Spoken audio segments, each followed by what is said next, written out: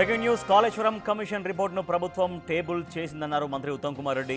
Commission రిపోర్టుపై 4 గంటలకు చర్చ ప్రారంభిస్తామని తెలిపారు. దీనికి సంబంధించి ఫ్లోర్ లీడర్లకు హార్డ్ కాపీలు ఇచ్చామన్నారు. అందరి అభిప్రాయాలు తీసుకుని చర్యలు తీసుకుంటామని అన్నారు. రిపోర్టుపై మొదటిగా సీఎం మాట్లాడతారని, ఆ తర్వాత ప్రతిపక్షానికి కూడా మాట్లాడే అవకాశం ఇస్తామని మంత్రి స్పష్టం చేశారు.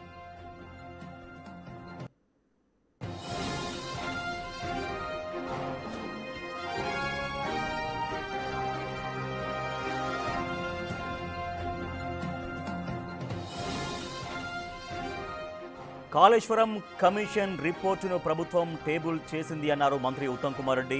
కమిషన్ రిపోర్టుపై 4 గంటలకు చర్చ ప్రారంభిస్తామని తెలిపారు. దీనికి సంబంధించి ఫ్లోర్ లీడర్స్, అన్ని పార్టీల ఫ్లోర్ లీడర్స్కి హార్డ్ కాపీలు కూడా ఇచ్చామన్నారు. అందరి అభిప్రాయాలు తీసుకొని చర్యలు తీసుకుంటామని అన్నారు. రిపోర్టుపై ముందుగా సీఎం మాట్లాడతారని, ఆ తర్వాత ప్రతిపక్షానికి కూడా మాట్లాడే అవకాశం ఇస్తామని మంత్రి స్పష్టం చేశారు. కాళేశ్వరంలో అవకతవకలు జరిగాయంటూ పీసీ ఘోష్ కమిషన్ తన నివేదికను ప్రభుత్వానికి సమర్పించింది. చాలామందితో విచారించింది, అందరినీ పిలిపించింది, అందరి దగ్గర సమాచారం సేకరించింది. దాదాపుగా 600కు పైగా పేజీల నివేదికని పీసీ ఘోష్ కమిషన్ రాష్ట్ర ప్రభుత్వానికి అందించింది. అయితే ఆ నివేదికని ప్రభుత్వం సమగ్రంగా అధ్యయనం చేసింది. ఓ కమిటీ వేసి ఆ కమిటీ ద్వారా పూర్తిగా దాన్ని అధ్యయనం చేయించింది.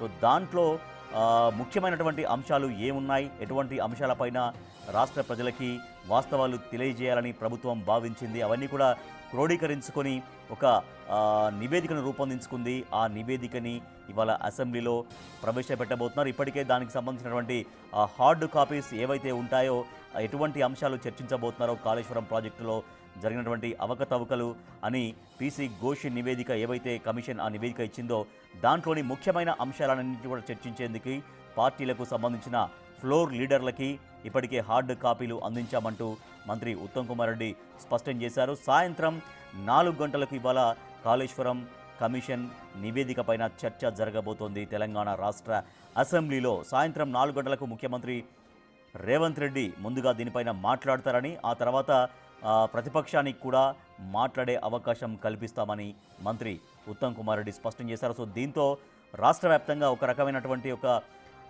ఆసక్తికర వాతావరణం మనకు కనిపిస్తోంది. కాళేశ్వరం ప్రాజెక్టు విషయంలో రాష్ట్ర ప్రభుత్వం చెప్తుంది ఏంటి, కమిషన్ నివేదిక ఇచ్చినటువంటి అంశాలపైన ఎటువంటి చర్చ జరగబోతుంది, దీనికి బీఆర్ఎస్ ఎటువంటి కౌంటర్స్ ఇవ్వబోతుందో రాజకీయ వర్గాల్లో ఒక ఆసక్తి నెలకొన్నట్టుగా కనిపిస్తోంది.